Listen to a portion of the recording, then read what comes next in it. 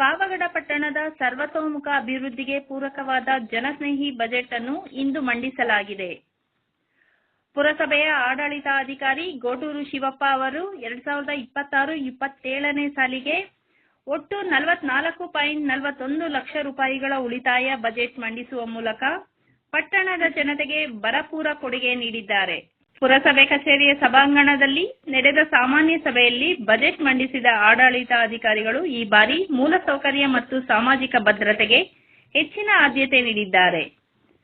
ಪುರಸಭೆಯ ಒಟ್ಟು ರಾಜಸ್ವ ಆದಾಯ 777.92 ಲಕ್ಷ ರೂಪಾಯಿಗಳಾಗಿದ್ದು 733.51 ಲಕ್ಷ ರೂಪಾಯಿಗಳು ಖರ್ಚು ವೆಚ್ಚಗಳ ನಂತರ 44.41 ಲಕ್ಷ ರೂಪಾಯಿಗಳ ಉಳಿತಾಯ ತೋರಿಸಲಾಗಿದೆ.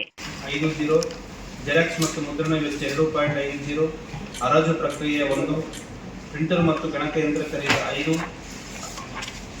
ಸ್ವಚ್ಛತೆ ನಿರ್ವಹಣೆಯ ಲೋಡರ್ಸ್ ಮತ್ತು ಚಾಲಕರ ಗುತ್ತಿಗೆ 62, ಇಂಧನ ವೆಚ್ಚ 14, ಕ್ರಿಮಿನಾಶಕ ಖರೀದಿ 5, ವಾಹನಗಳ ದುರಸ್ತಿ ಮತ್ತು ವಾಹನಗಳ ವಿಮಾ 8, ಸ್ವಚ್ಛತಾ ಸಾಮಗ್ರಿಗಳ 6, ಬಿಡಾಡಿ ಹಂದಿ ಹಿಡಿಯುವುದು ಮತ್ತು ಬೀದಿ ನಾಯಿಗಳಿಗೆ ABC ಮಾಡಿಸುವುದು 3, ಪೌರ ಕಾರ್ಮಿಕರ ಶವ ಸಂಸ್ಕಾರಕ್ಕಾಗಿ ಮತ್ತು ವೈದ್ಯಕೀಯ ವೆಚ್ಚಕ್ಕಾಗಿ ಸಹಾಯಧನ 2, ಪೌರ ಕಾರ್ಮಿಕರಿಗೆ ಇತರೆ ವೆಚ್ಚಗಳು 3, ಸರ್ಕಾರದ ಇಲಾಖೆಗಳ ವಂತಿಕೆಗಳು 5, ಕರಗಳು 80, ಸಾಂಸ್ಕೃತಿಕ ಕಾರ್ಯಕ್ರಮಗಳ ವಂತಿಕೆ 3, ಕ್ರೀಡಾ ವಂತಿಕೆಗಳು 1, ಪ್ರಕೃತಿ ವಿಕೋಪ ಪರಿಹಾರ 2, ರಸ್ತೆ ಬದಿಯಲ್ಲಿ ಗಿಡಗಳನ್ನು ನೆಡುವುದು 4, ಪುರಸಭೆ ವ್ಯಾಪ್ತಿಯ ಪ್ರತಿ ವಾರ್ಡ್ವಾರು ಮತ್ತು ಮುಖ್ಯ ರಸ್ತೆಗಳಿಗೆ ನಾಮಫಲಕ ಅಳವಡಿಕೆ 15, ಪುರಸಭೆಯ ಅಂಗಡಿಗಳಿಗೆ ಚೇರ್, ಟೇಬಲ್ ಮತ್ತು ಇತರ ಸಾಮಗ್ರಿಗಳು 2, ಹೊಸ ಬಸ್ ನಿಲ್ದಾಣದಲ್ಲಿ ಅಂಗಡಿ ಮಳಿಗೆಗಳ ನಿರ್ಮಾಣ 3, ಪುರಸಭೆ ವ್ಯಾಪ್ತಿಯ ವಾರ್ಡ್ಗಳಲ್ಲಿ ಚರಂಡಿ ಮತ್ತು ಸಿಸಿ ರಸ್ತೆ ಕಾಮಗಾರಿ.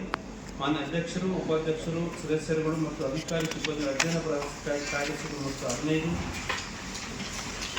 ಪಟ್ಟಣದ ಕೋಟೆ ಗೋಡೆ ನವೀಕರಣ 5, ಪಟ್ಟಣದ ಕಾರ್ಯನಿರತ ಪತ್ರಕರ್ತರಿಗೆ ವಿಮೆ ಮಾಡಿಸುವುದು 5, ಲಘು ವಾಹನ ತರಬೇತಿ ನೀಡುವುದು 5, ಪಟ್ಟಣದ ಬಸ್ ಮತ್ತು ಲಾರಿ ಹಮಾಲಿಗಳ ಆರೋಗ್ಯಕ್ಕಾಗಿ 2 ಸಹಾಯಧನ, ಪಟ್ಟಣದ ಪರಿಶಿಷ್ಟ ಜಾತಿ, ಪರಿಶಿಷ್ಟ ಪಂಗಡ, ಇತರ ಹಿಂದುಳಿದ ವರ್ಗದ ವಿದ್ಯಾರ್ಥಿಗಳಿಗೆ ಸಹಾಯಧನ ನೀಡುವುದು 6, ಕನ್ನಡದ ಧ್ವಜಸ್ತಂಭ ನಿರ್ಮಾಣಕ್ಕೆ 5, ಜಾಹೀರಾತು ವೆಚ್ಚ 5, ರಾಷ್ಟ್ರೀಯ ಮತ್ತು ರಾಜ್ಯ ಜಯಂತಿ ಕಾರ್ಯಕ್ರಮಗಳು 8, ಶೇಕಡ 24.10 ಪರಿಶಿಷ್ಟ ಜಾತಿ, ಪರಿಶಿಷ್ಟ ಪಂಗಡ ವರ್ಗದವರಿಗೆ 17.10, ಶೇಕಡ 7.25 ಹಿಂದುಳಿದ ವರ್ಗದವರಿಗೆ 5.15 ಲಕ್ಷ, ಶೇಕಡ 5% ಅಂಗವಿಕಲರ ಕ್ಷೇಮಾಭಿವೃದ್ಧಿ ನಿಧಿ 3.55 ಲಕ್ಷ, ಶೇಕಡ 1% ಕ್ರೀಡಾ ಕ್ಷೇಮಾಭಿವೃದ್ಧಿ ನಿಧಿ 0.92 ಲಕ್ಷ.